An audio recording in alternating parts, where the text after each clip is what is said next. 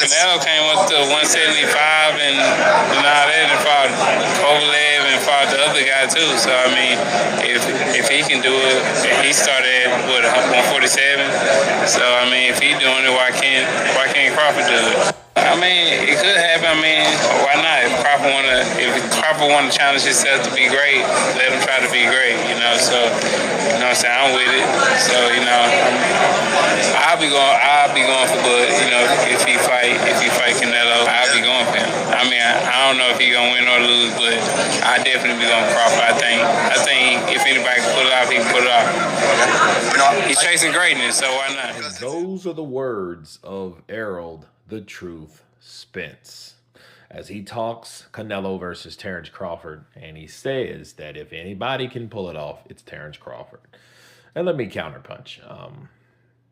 I like the breakdown of what Errol had to say. I mean, he says it in his own charismatic DeSoto, Texas way. Yes, sir.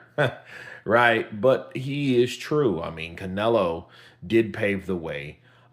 He did navigate from 160 to 168 to 175 back to 168. So, and that was coming from a smaller weight class himself. Okay, so if Canelo can do it, why can't Terence? That is the question that Errol Spence did give as something to ponder on. And my counterpunch to that is, though, Canelo didn't do it all at one jump. He didn't go from 154 to 168. But, they are great fighters, and I think for you to recognize Terence Crawford's chances of beating Canelo Alverez is understanding how great he has been in other weight classes. The only problem is he hasn't proved it until he can show us that he can do it. And Errol Spence being that guy that was dismantled by Terence Crawford, I think is on the bandwagon now. He is the Luis Ortiz when it comes to Ortiz talking about Wilder. He is the Tyson Fury when Tyson Fury talks about Wilder, and those things that, hey, he is the best, or he is the second hardest, or he is the hardest, or, I think that's what happens once you beat someone that's credible. That credible person is a voucher for you. Just like Tony Bellew will always praise Alexander Usyk. You know what I mean? So it will always be something or someone that you've beat that becomes a fan of your work later on. And I think this is an example of that. Errol Spence should support Terence Crawford, which is great. It's a good thing because it shows that Errol Spence is not a hater.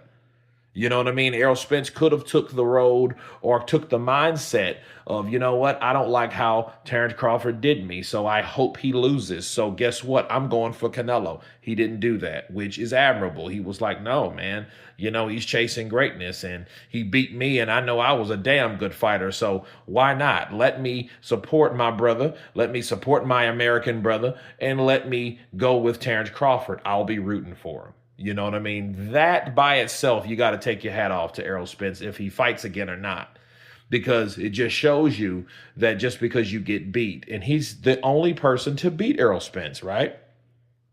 That you don't have to walk around with a chip on your shoulder or a bad taste in your mouth because someone beat you.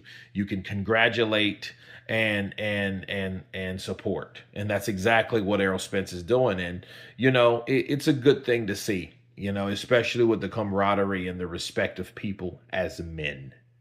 But you guys tell me what you think of Errol Spence supporting Terence Crawford and believes that Terence Crawford may be able to pull it off. Of course, please subscribe. And you guys been Counterpunch.